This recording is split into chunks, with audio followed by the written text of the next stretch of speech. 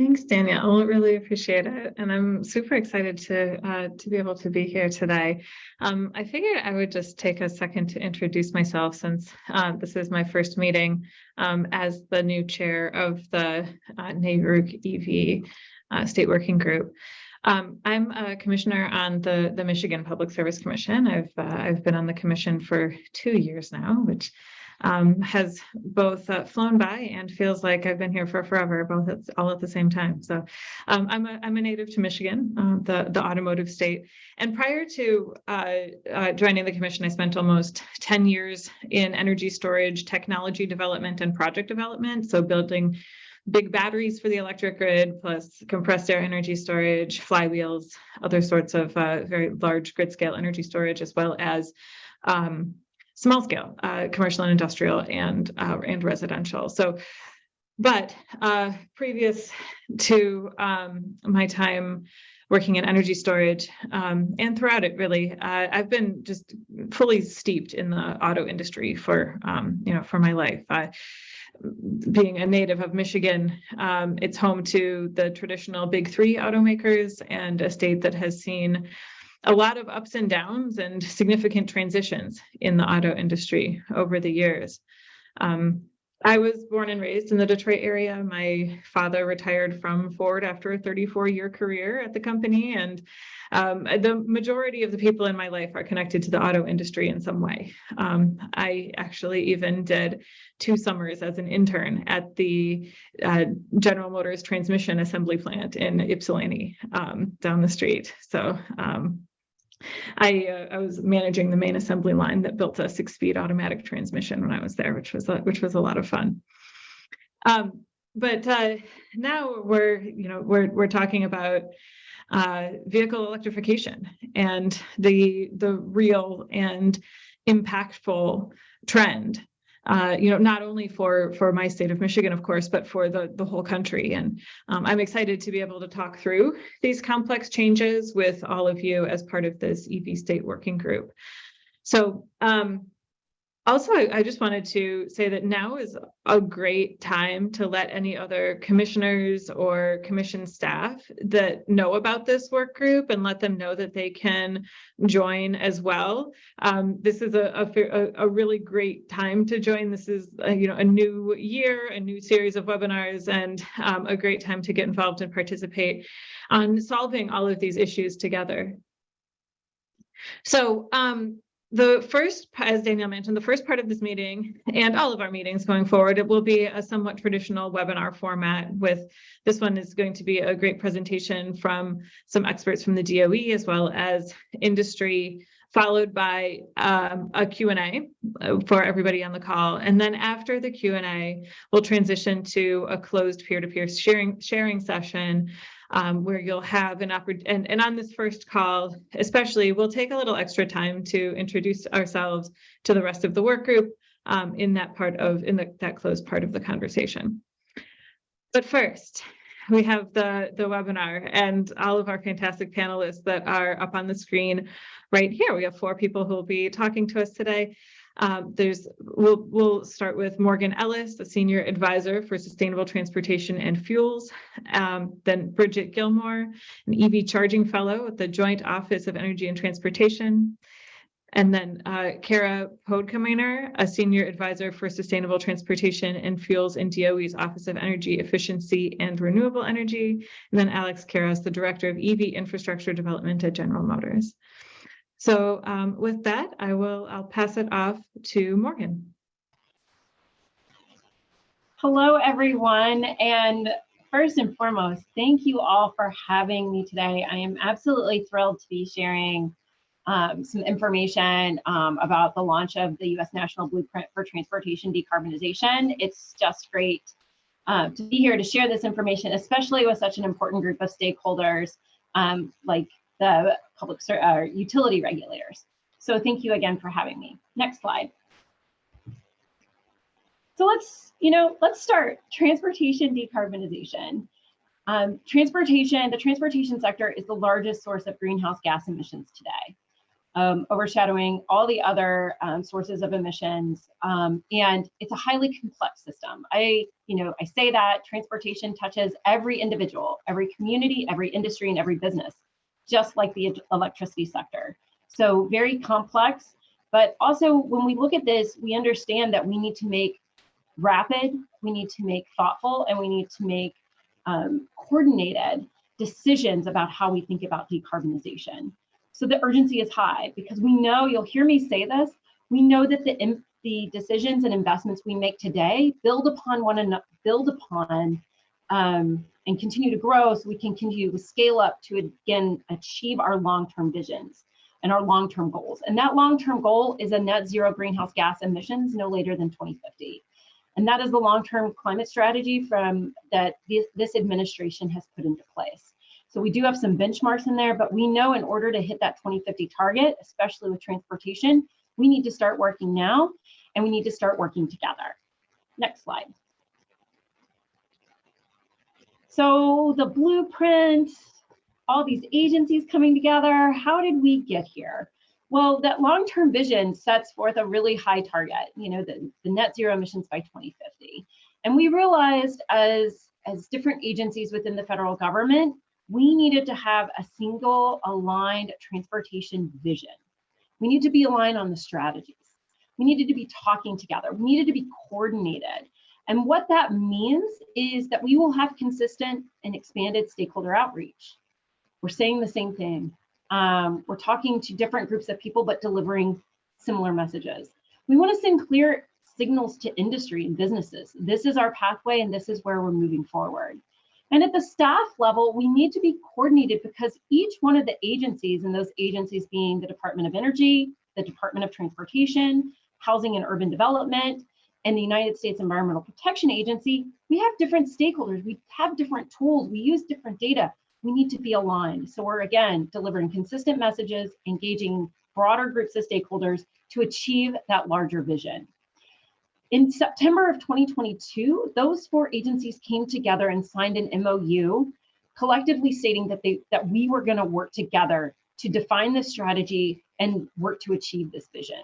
The first deliverable outside of that MOU was the decarbonization blueprint.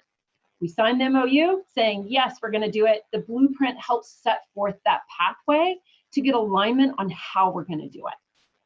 Next slide. So the focus is on the transportation sector, and our goal is complete decarbonization.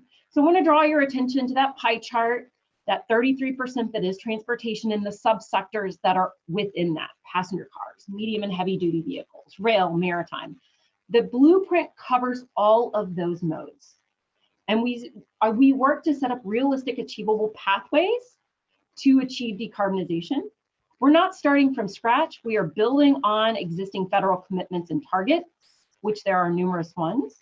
And then, the ultimate goal is that clean, safe, accessible, and equitable transportation system. Now, I want to draw in the conversation here is that while it's focused on transportation, we also will rely on our grid partners and stakeholders to ensure that the electric grid that is going to deliver a decarbonized transportation sector is built on a grid that is also delivering decarbonized electrons. Next slide, please. So let's dive in a little bit deeper into the strategies housed within the blueprint. There are 3 main, buckets of strategies that we have investigated and built into the blueprint to achieve decarbonization. Those are convenience, efficiency, and cleaner. So let's start with the convenience side, and we'll work our way over to the clean side. So the first part is the convenience. This predominantly, this prioritizes land use, community design, how our transportation sector integrates onto the ground. The efficient side is how are we increasing options for travel, not just people, but freight and goods, into more efficient modes of transportation and more efficient vehicles. And then we transition over into the clean side. So all these strategies work together, but I think it's important to spend a little bit of time here because this is where I think utility and regulators will play a key role is getting to that cleaner, clean electricity. How are we creating sustainable biofuels and e-fuels? And how are we creating the hydrogen that will then fuel other parts of the transportation sector? Each one of those, again, I will say, is built on a clean grid. How are we thinking about rates? How are we thinking about our utilities? How are we thinking about that engagement? I think will be an ongoing conversation that I think will start to bring these two very complex sectors closer together. So, you know, I say convenient, efficient, and clean, and thinking about that clean side. You know, how are we creating that infrastructure and those fuels that are, decarbonized, but then based on a clean grid. Next slide. So let's talk a little bit about the actions and milestones to get there. So I think it's important to really hone in on the decisions that we are making today will build to get to scale up to then get to a complete transformation. So as I look to 2030, I'm thinking about the research investments. What are the research and investments that we are doing today? How are we maximizing Bill and IRA? How are we working with our communities? How are we investing dollars to build out clean infrastructure to again support that deployment? How are we looking at battery storage? How are we looking at the grid? You know, and putting those building blocks in place. So when we get to 2030 and 2040, we are at a place of scaling up and accelerating that change. We have the foundation in place. We're able to accelerate that deployment. And then we get to 2040 to 2050, which is that completing the transition. And that transition is ensuring no one is left behind, that we have a sustainable and equitable future, and that all the infrastructure is in place. We're pulling out legacy vehicles that still run on fossil-based fuels. We ensure that the infrastructure is there. And so we're really framing it out and completing it as we get to 2050. I'll say, you know, it's easy to talk about 2050. Let me talk a little bit about 2023 and some of the activities that we have in place and that we're thinking about. First is that we're working very closely with the Department of Transportation on creating modal-specific decarbonization plans. So rail, maritime, light duty, medium and heavy duty, aviation. Each one of those modes will have a decarbonization plan that talks about the strategies and needs for getting to decarbonization. We'll be expanding out for stakeholder engagement. How are we engaging key stakeholders and incorporating thoughts and feedback, not just to hear the feedback, but also how can that in turn strengthen those modal specific plans. And then we do have our eyes on maximizing the investments with Bill and IRA. So how are the agencies aligning and communicating to ensure that the investments that we're making with Bill and IRA are setting the stage to help build upon for future years. Next slide. So with that, I know that that was a very fast overview of the transportation blueprint.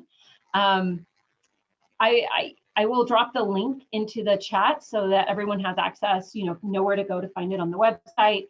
But again, I really appreciate your time. And if you have any thoughts, feedback, please don't hesitate to let me know.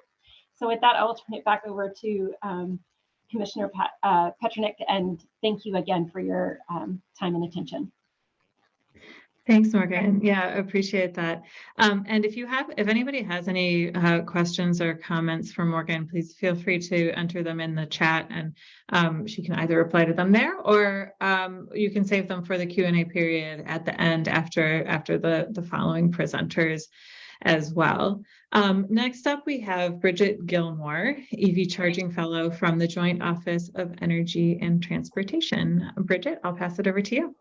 Thanks so much. It's so great to be here. I think I have 18 slides for 10 minutes, so I might be moving quickly, but please let me know if you have any questions in the chat as well as the Q&A period. But we can go to the next slide.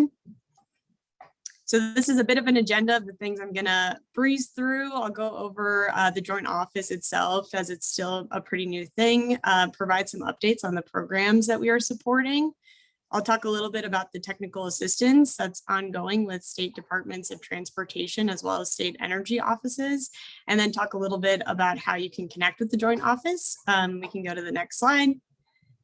So this is the overview. So next slide.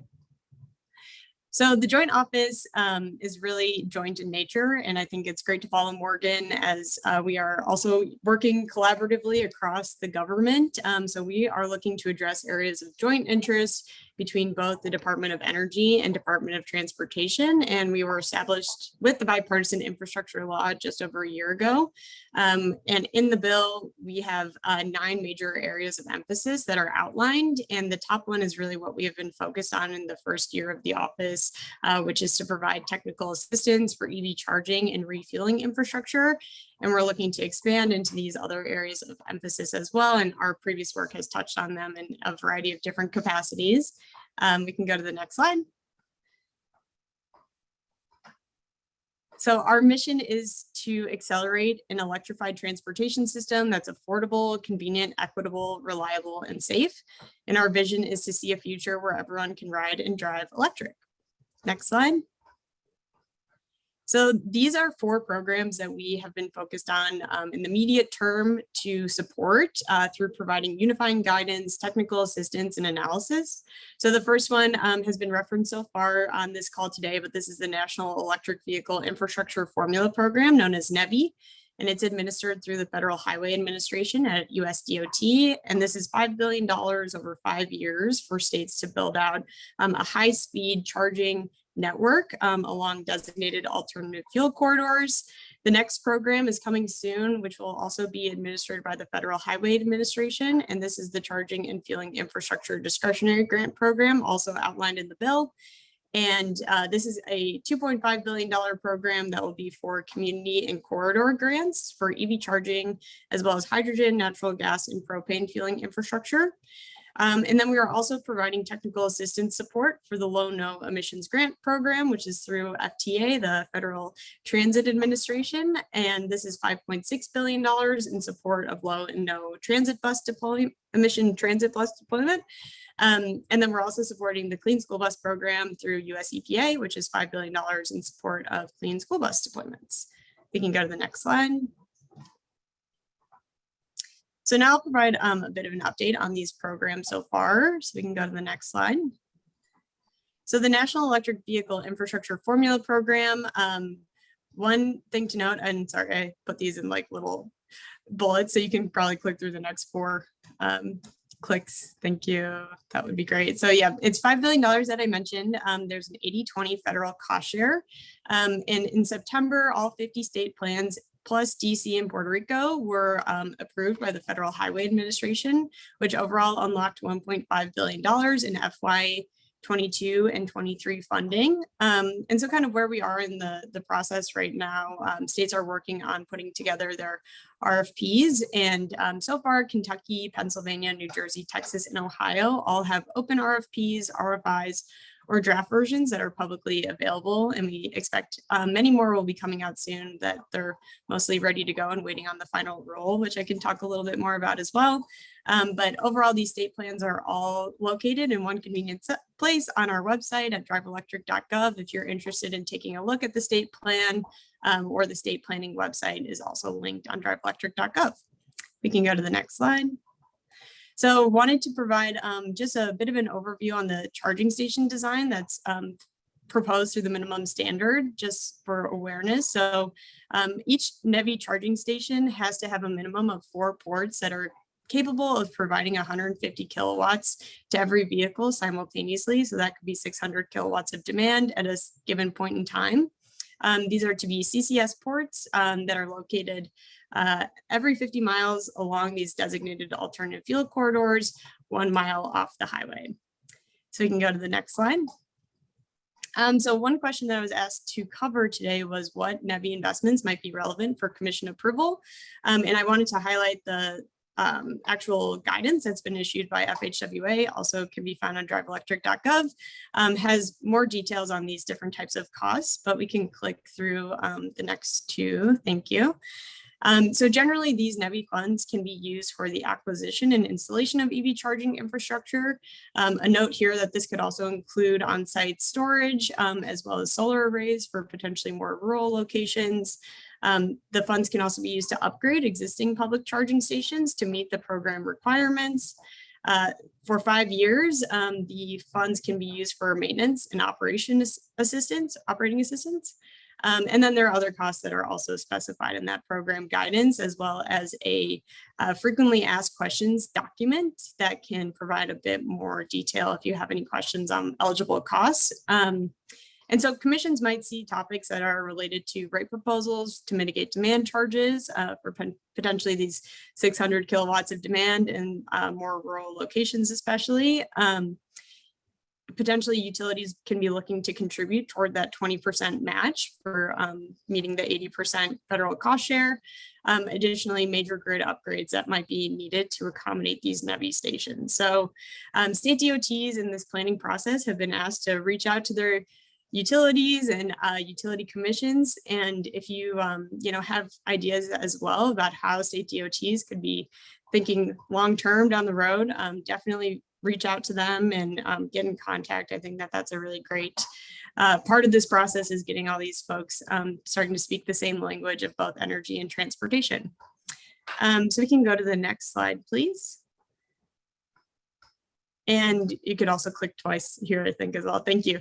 So this is the Coming Soon discretionary grant program. This will also have an 80-20 cost share, and just wanted to highlight here that these this $2.5 billion will be divided into 2 distinct $1.25 billion grant programs. So one for filling in gaps along corridors, and then another for community charging. So this could be schools and parks and that type of thing. You can go to the next slide. Okay, so now I'll give a little update on technical assistance that's going on. We can go to the next slide. So the Joint Office signed a memorandum of understanding between NASIO and AASHTO in February of 2022. And the goal here is really to provide support for NEVI implementation, and also to support the Joint Office with technical assistance to really enable peer-to-peer learning. So some activities ongoing with NASIO and AASHTO include holding in-person regional meetings. So if anyone on the call was actually able to attend these regional meetings, thanks so much. Or if you get an invite to the upcoming ones, we appreciate your input and feedback along the way. We also are hosting monthly regional calls. Last month's call pertained to utility coordination, and we will also be convening a national meeting this summer. We can go to the next slide. And then you can also click, I think, 3 times. Yeah, I think 3 times. Thank you. So these are TA channels that we are currently using. So we have state one-on-one meetings, regional office hours that I mentioned, a technical assistance inbox that folks can use to reach out with any questions that they may have.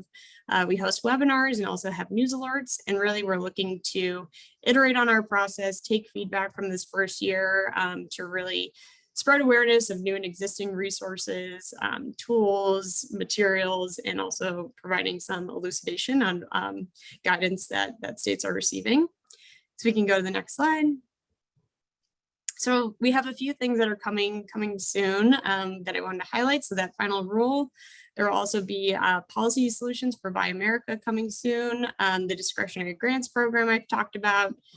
There are also 10% of NEVI funds that are set aside annually to fund strategic deployment of EV chargers. So this is another thing to keep an eye out for in the future. And then the Federal Highway Administration will also initiate the designation of freight EV corridors. So that's another topic to be aware of. We can go to the next slide. And then finally wanted to close on how to connect with the Joint Office and a little plug. So we can go to the next slide. So we are looking to hire a senior advisor for electric utility policy and programs. So wanted to highlight this opportunity to this group of people for sure. And this is available on driveelectric.gov with some steps of how to proceed, but definitely looking to expand our know-how in terms of working well as we look to coordinate across this national charging network. Next slide. And finally, this is our contact form, so feel free to reach out to us. This will probably eventually get back to me if you have any questions, and would be glad to take any feedback as well. So thank you so much. I think the next slide is the closing. Thanks so much. Thanks, Bridget. Really appreciate that. Lots of great information in there, and really just good coordination between us at the state level and the federal level. So really appreciate that that great overview. So next up is Kara, Senior Advisor for Sustainable Transportation and Fuels in DOE's Office of Energy Efficiency and Renewable Energy. So Kara, I'll pass it over to you for your presentation now. Great, thank you so much. So I'm going to add on to what Morgan and Bridget already talked about and give you a bigger, maybe a little bit bigger perspective on the bill and IRA funding for transportation electrification, and then talk about some of our upcoming EV grid assist activities. So if you go to the next slide, I don't have as many slides as Bridget, so compiled them down. But I think the big message here is that, you know, in line with the transportation decarbonization blueprint, in addition to all the joint office coordinated provisions that Bridget just talked about, there really is we're at this historic point where transportation electrification is happening now. We've have just a historic level of investment. Right here, I have over 25 billion in direct funding that the federal government is putting behind clean electric vehicles. And there's a bunch of things that I didn't include here. So it really addresses all modes that Morgan was talking about before. And it's not just on the vehicle side, it's also on the grid side. I'll call out the Smart Grid Grant Program that DOE is administering that is one provision that specifically calls out integrating electric vehicles with the grid. In addition to the direct funding provisions in both the bipartisan infrastructure law and the Inflation Reduction Act, hopefully folks are aware of the tax credits for both new vehicles, whether they're personally owned or commercial vehicles, as well as previously owned vehicles, and additional tax credits for alternative fuel refueling property tax credits. So, or the EV infrastructure, as well as other alternative refueling infrastructure. So I think it's a really huge investment. That change is happening now, and I think that the utilities and utility regulators are just a really key stakeholder in making this happen and ensuring that we can do that in a proactive way to make sure that we have that infrastructure in place, that we have the systems in place to handle that. And so the one thing that I didn't mention here is the EV promotion measures. That's the last one under the bill pillar, and that amends section 111D under PURPA, requiring states to consider measures that can promote transportation electrification. And through the activities of EV Grid Assist and DOE writ large, if there are ways that we can help you as you take on these hearings or proceedings, where we certainly want to be of help. So please reach out. So if you go to the next slide.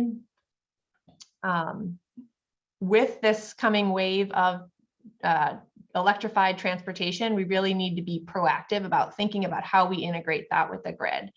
So I'll start with the title. So vehicle grid integration for electric mobility. I think it's really important to point out that we are ultimately trying to serve our transportation needs. So we want to make sure that that is, you know, our North Star, but we want to integrate those vehicles into the grid in a way that supports our decarbonization goals, both on the power sector and in the transportation sector. We ensure that the system is reliable and resilient, and that we're doing it in a cost-effective way.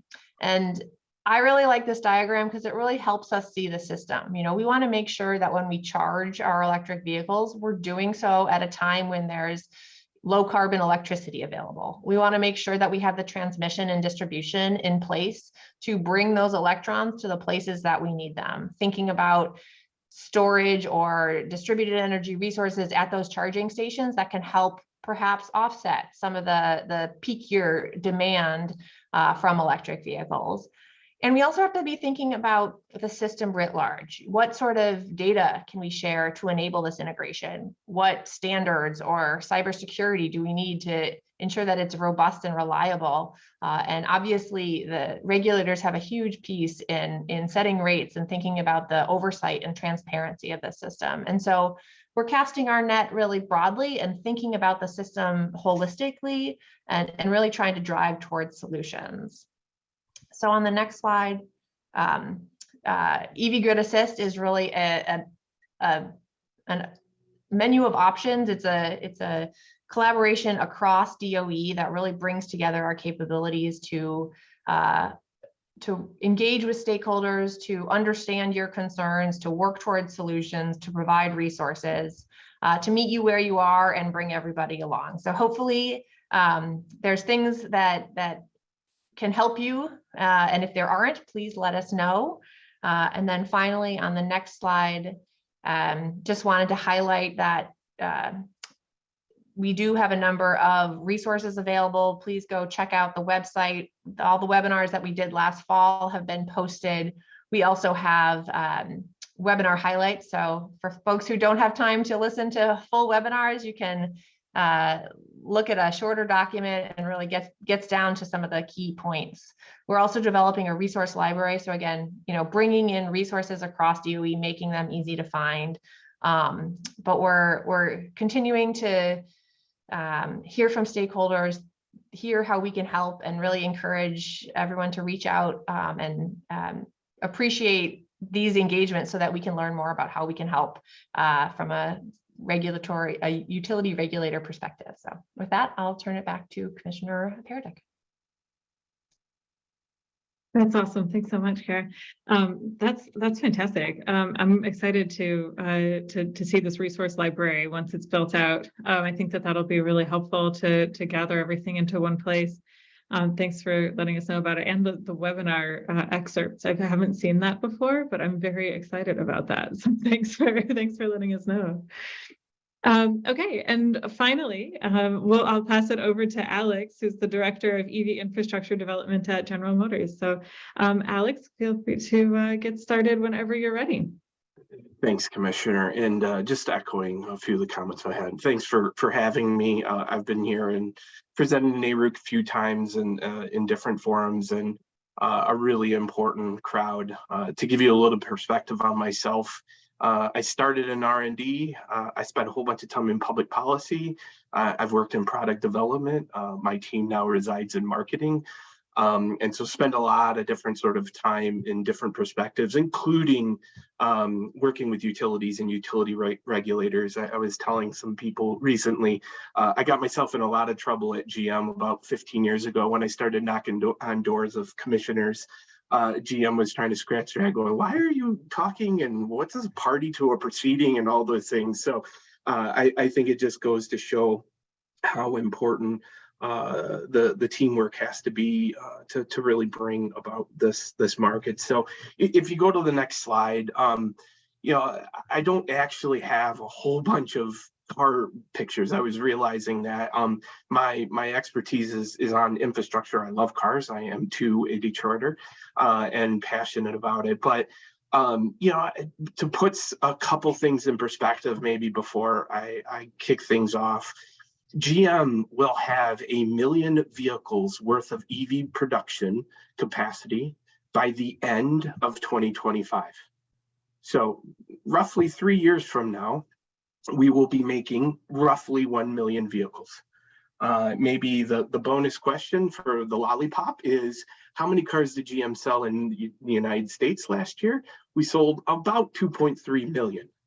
So to put why we just heard some really concerted effort by the government to push things forward, particularly on the infrastructure side, you're talking almost 30-40% of GM's capacity will be EV in only 3 years. So I hope that gets you excited. I'm sure a lot of you, that might make you a little bit nervous, but the reality is automakers like GM, automakers like Ford, to be a little bit more agnostic in my presentation, We're electrifying brands like the F-150 and Silverado. GM this year will have the Bolt EUV as one of the most affordable EVs on the market. We'll have Equinox, a real family car, Blazer, another family car, Silverado, a work truck. The notion here is we're leaning in, right? And we're leaning in entirely into this market. And this is not a coast to coast market. This is going to be everywhere. It's and how do we bring EVs to everyone is really at the core of it. The other core of it is how do we do it in a really smart way, right? We talked about some of the managed charging programs and those sort of things to put those puzzle pieces together. So that's what this slide says, right? Is how do we bring all of these puzzle pieces together in a very thoughtful way? We can't do it alone. We have to do it with folks like you guys, folks with utilities, folks with charging station operators, traditional gasoline station folks, right? New folks like Kroger's and grocery stores, and really thinking about how we put those puzzle pieces together. So that sort of word in the middle there about building these communities is a really important tool. So if you jump ahead probably 2 slides, one is a fancy picture of a lyric. Kudos to the team there. At the core of it is how do we put our investment across the variety of sort of use cases? How do we build that charging ecosystem so it's done in a very thoughtful way? And a little over a year ago, we made an announcement that we were going to put $750 million into the charging ecosystem. So certainly not Bridget's 5 billion or 7.5 billion for NEVI, but the notion of what we were doing and recognizing sort of as these things, how do we co-invest, right? That $750 billion, if you do some back of the envelope math, probably represents co-investment of total of something on the order of $2 to $3 billion, depending on how you deploy it. So the notion is, how do we co-invest into these networks, co-invest into the ecosystem, so that we are building really solid long-term business models as we make these happen. At the core of this, at the core of charging is always going to be home charging, right? We spend a lot of time thinking about trips between Detroit and Orlando so I can go down and bring the kids to Disney World. But the reality is, at the core of it, every driver needs access on a comfortable daily basis to charging, which means it's going to happen at home. So in most cases, that's sort of easy. In some cases, that becomes hard, right? Panel upgrades and those sorts of things. So we have to start thinking about tools. Again, not to diminish the importance of urban and highway charging. It's going to be really important as we continue to build it out, particularly for folks like in apartments and others who don't have access to charging on a daily basis. But how do we put those puzzle pieces together? I'll talk about some of the work we're doing. And then communities. We have a really neat program that I'll talk about with the dealers where we're putting charging everywhere outside of what you would say the traditional markets. So if you go to the next slide, down selecting a little bit on that home charging, we've created some pretty interesting tools for our customers through QMerit and other partners like EVgo. But the notion here, and I'll highlight the sort of the Chevy one, is essentially we say, hey, we're going to give you a free standard home installation. Why do I say standard? It's qualified because, hey, if you got a trench, if you have, if you have to do panel upgrades, those sorts of things, it becomes difficult. But the notion is, how do I get a dryer plug in somebody's garage, right? Make it easy so that they can do it and they don't have to think about it. And we bring seamless tools. Similar type things, obviously, with the Lyric, a little less important for the Hummer customer, but certainly making sure that these types of tools are accessible for our customers. If you go to the next slide, this starts to build on a few years ago, we started to recognize that this charging infrastructure, public charging infrastructure in particular, was really slow to materialize, partly because the volume of vehicles, but also there was sort of some of these business cases associated with DC fast charging was yet to fully transpire. We're turning that corner, to be honest. Particularly in urban centers. The NEVI programs that look at sort of corridor charging, and I'll talk about different ones, are absolutely critical. Those business models are much more difficult to accomplish because utilization is much lower. And we talked about demand charges being more relevant, particularly for low utilized stations. And so as we start to think about the tools that GM wanted to go help build, the first one was EVgo. And if you look in the bottom left corner, it sort of helps explain things. We're working with EVgo to put 3,250 stalls, DC fast charging stalls, out in urban centers. So this is put charging where people are already going. We have data from our vehicles that allow us to aggregate and really understand that. And the reason why I use grocery stores is because it's a really great place to go for those of us who still go to try to get away from those kids for 30 minutes quietly. You can go to a grocery store, you can go to a workout facility, you can go to different type of amenities that you're already spending 30 minutes to an hour, and it's a perfect time to go charge because you're not waiting around charging. You're actually going and doing something that you would otherwise do. Similarly, in the summer, we made an announcement with a pilot company. So a lot of us have been on those corridors, making those trips down to Orlando with the kids. And you see I like to say ketchup and mustard signs that say Pilot and Flying J. We're going to go electrify many of their stores, about up to 500 of their locations, to put in DC fast charging in locations that a lot of us are already going, right? They have amenities that become really important. And then the last one that I'll highlight is the dealer community program. We made an announcement to work with our dealers. We have 4,000 dealers that are actually, I heard a crazy statistic, 10 or 90% of the US population is within 10 miles of a GM dealership.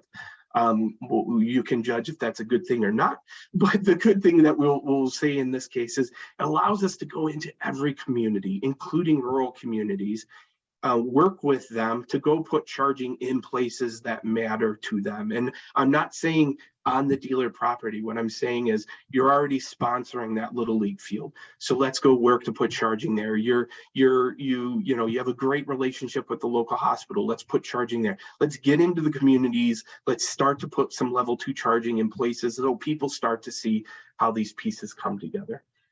If you go to the next slide, the sort of building on that theme of how do we invest, fleets are a really important tool in this, right? And when I say fleets, it means everything from a small fleet that's, a local electrician shop who's got 2 trucks, all the way to, big box type places where you're talking potentially 2 to 5 megawatt type installations, right? Again, I'm sure some of you going, oh no, 2 to 5 megawatts type installations is a challenge, and it certainly is something. And it's one of those things that we collectively with utilities are going to have to manage, right? Particularly if there's 2 to 5 megawatt installations that are next to each other, right? And what if one person shows up first and the second person knocks on the door just a little bit later? How do we think about that overall in that landscape? So we do have some challenges ahead of us, but what we've been bringing to the party through some partners of ours is what we see as turnkey solutions. So we talk to a fleet manager. A fleet manager usually is not talking to a facility manager, certainly not talking to the sustainability team. How do we bring all of those teams together and help project manage those types of questions? Pick up the phone, call the utility, get in early so that they start understanding what their planning processes have to be. So really important tool, but another one of those opportunities. If I want Silverado work trucks in these locations, I'm going to have to help them understand how to put the puzzle pieces together. If you go to the next slide, another really fun part of my job and the teams I lead is how do you start to integrate all of this so it becomes reasonable and easy, as I like to say, for me to explain to my mom, right? So how do we make it easy for you to find a charging station, whether it's in the head unit, whether it's a mobile app, We've been aggregating all of the different charging station providers into our app for a very long time. It's data integrated, so it's real-time data. I can plan a trip if you're going between here and Kalamazoo and you need to stop. I actually, in real time, could tell you if the station is available or not, or redirect you through tools. I can make it easy by actually bringing, features like plug and charge, which uses the vehicle as the authentication point, so no credit card swipes and all these things. And then I actually can integrate all that through a GM wallet. So the North Star here is you have your GM wallet. I've integrated all these charging stations. You drive off the lot and you have immediate access to every charging station, and you don't have to think about Bumble, sign up for new services, and it really makes it seamless. So these are North Stars. These are things that we're actually working on right now, but also bring certainly a sense of complexity on how we're going to build this market together. If you go on the next slide. Talking about actually next one too, really important puzzle piece, and I know something that a lot of the commissioners spend time and a lot of utilities spend time with as well in the space is how do we educate, right? If I really intend to be selling 1 million vehicles by the end of 2025 that are EV, how do I make sure customers understand all of these different tools? And so there's a lot of gobbledygook here, but these represent different types of tools. Like, for example, the Trivi tool is around actually working with the salespeople and gamifying and helping them learn about EVs as they transition, right? My brand is about a customer. So if you have, for example, an internal combustion engine right now, you actually can go to your My Brand experience and hit Explore EV, and we'll give you some tools about, oh, your driving habits. Maybe you would save this much money if you were driving an EV. And then let's go to the next slide just to stay on track here. We also have really neat tools, evlive.gm.com. This is actually a video that usually plays when I'm talking, but it's a fair amount of megabytes. That man who's sitting there actually is holding an iPad. If you see it, he actually is in a showroom. You can actually go to evlive.com and talk to a man or woman like him and ask a whole bunch of questions and just walk the showroom and learn about things. If you have general questions about charging, general questions about battery and safety and these things, what we're doing here is we're sort of taking a sales process out of it. Certainly we're selling the technology, but we're trying to help people just generally come into a sense of how do we put these puzzle pieces together and allow people, you don't even have to show your screen if you don't want to, allow people a really safe place to ask questions, learn about the technology. We actually use this also in novel approaches. I just talked about fleets. If we're delivering vehicles to fleets and a whole bunch of different drivers, we can actually use this as a training tool and walk around, and then we can repeat it if we needed to. So it's a really neat tool. It's actually out of the backyard here in Warren, and allows us to really engage with people, and we're going to continue to grow that tool. So if you go to the next, skip 2 slides, next is GM Energy. One of the really neat things, and I got to incubate this business, so I'm really proud of it. But at the core of a lot of what I just said is, hey, we understand there's 2 sides of this coin, right? We understand EVs represent a great opportunity to decarbonize transportation. That's where we started off with today. But the reality is it's very complicated, right? It's not going to happen overnight. Talking to you guys as commissioners, you're fraught with a bunch of complexities about investing into the grid ahead of time, but at the same time, how do we build this ecosystem so that it can grow up around it, right? It's not a simple question, and it's one that we have to be very deliberate. So a few months ago, GM made an announcement of something called GM Energy. We're really proud of this. The notion of this is a couple sides of things. How do we use both our connectivity and cloud-based tools along with hardware to become a part of the solution in this, right? If you took a half a step back, there's terawatt hours of energy that's going to be driving around in the form of batteries. Leveraging that in multiple ways is going to be a really important tool. Charging it when it makes sense for the grid, right? If we're in California and we're in the middle of the day and we have an overabundance of sun, let's charge vehicles, right? We're doing managed charging projects right now with multiple utilities. A fun one is with Xcel Energy. They tell us, hey, the wind's blowing tomorrow at 10 o'clock.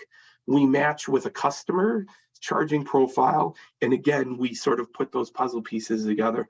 So, and certainly we're leading, but there are other automakers who are thinking like this too, is how do we optimize not only cost, but carbon, and charge when it's good for the grid, when the grid has available capacity as we need it. So that's one puzzle piece. Certainly VH, vehicle to home, we're doing some pilots with PG&E. It would obviously be relevant to folks out in California, but certainly V2G opportunities is another one as we unfold. Again, appreciate there's moving parts there as we think about how to do it. But in that sense of taking managed charging one step further and turning that vehicle into a grid resource. Remember, maybe I admit it, maybe I don't. I have a Bolt EV in my garage. Next to that Bolt EV is a Camaro SS. It usually gets parked, right? The commissioner and I in Michigan, we have a bunch of snow on the ground right now, and I'm not driving it, but it represents, if that was an EV, a whole bunch of capacity is probably sitting in my garage for the balance of the winter. And there's some opportunities where that could become a useful tool, a useful asset as we think about it. So this is what at the core of GM Energy, how do we think about that? How do we build those back office connections so that we work with utilities and we work with the assets that are out in the field? How do we leverage things like Ultium cells and bring commercial applications to bear as a distributed energy resource, and put all of those puzzle pieces together in a very thoughtful way? So really exciting as we build that business, frankly speaking, with you and the utilities as we think about making these tools really useful overall. So my last slide is just a sort of an apple pie slide, which is really just, if you want to bump over, is really thinking how do we put all those puzzle pieces together while we grow EVs and do it in a very intelligent way. So I'll hold there. I know, I think we're all just on time, which is probably a miracle with 4 presenters. So thanks. Indeed. Thanks, Alex. Really appreciate the presentation. You are right. There is so much to plan for and to think through when it comes to vehicle electrification and transportation electrification for us. And it's both what's it's exciting. It's both what's fun and intimidating about what we do as regulators with all of these moving pieces and puzzles that we need to put together. So I want to first of all say thank you for being the one to go out and knock on commissioner doors. We really appreciate hearing from OEMs directly from the manufacturers of these electric vehicles, and presentations like this are really valuable for us to be coordinating.